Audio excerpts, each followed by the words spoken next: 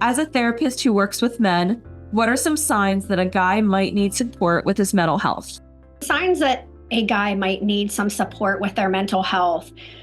Definitely a change in their substance use and dependency. If we're drinking more, smoking more, or relying on substances more to cope with how we're feeling or the stress of our lives, that's a big indicator. Maybe becoming more withdrawn, not socializing as much. Not getting out and doing the things that you love, like if you're hunting less or you're playing less golf or you're not picking up as many, basketball games with your friends or your colleagues.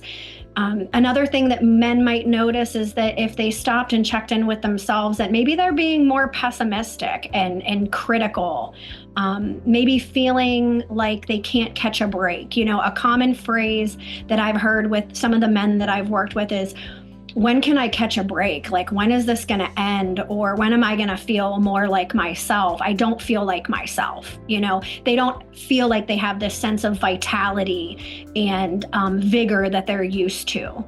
And again, if I see someone, a man smiling less, laughing less, joking less, that they're more hypercritical.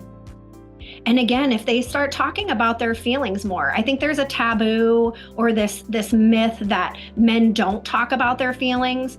But what I've noticed is when men are bothered or feeling the stress or the weight of what they're going through, they may actually start to talk more about their feelings and vent more. And if you're not paying attention, you can miss that sign that, hey, they're actually sharing how they are feeling and what they're thinking. And that's an opportunity to connect, whether it's with us therapists or their spouse or their friends or their coworker.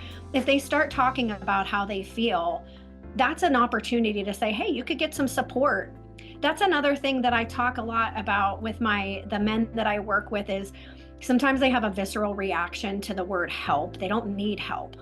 They don't want help. But everyone deserves and needs support. And sometimes it's hard for men to lean on their spouse or their partner or their family. And we are a safe, neutral, non-judgmental space to get that support and lean on us. So that's a big thing that I promote. Therapy can be a new experience for some. What are some things you can tell men about therapy that can make it more comfortable? It's just honoring the elephant in the room, that this may be something that they've never done before, that they're welcome here, that we're glad that they're here, and dispelling the myths and the stigma that we're not here to read their mind, that we're not just going to only talk about their feelings. There's so much more that our therapy session time can be used for that would benefit them. So also explaining what the process is and what to expect and how they can show up the most and participate to get the most out of their investment of the time being together. To me, that helps people, is knowing what to expect, understanding how they can show up and participate and make the use of their time, and that this time is for them, whatever that really needs to look like. You've been a supporter of man therapy and like to share it with your community. Since introducing men to man therapy, what aspects do they like best about it? Liking the head inspection, the quick quiz, a short quiz to give them some insight as to how they are feeling and how things are going for them, a quick check-in for themselves. They like the quiz.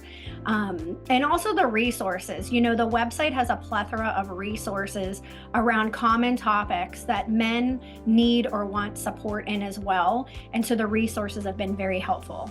Is that it's spoken in a language that's geared toward men.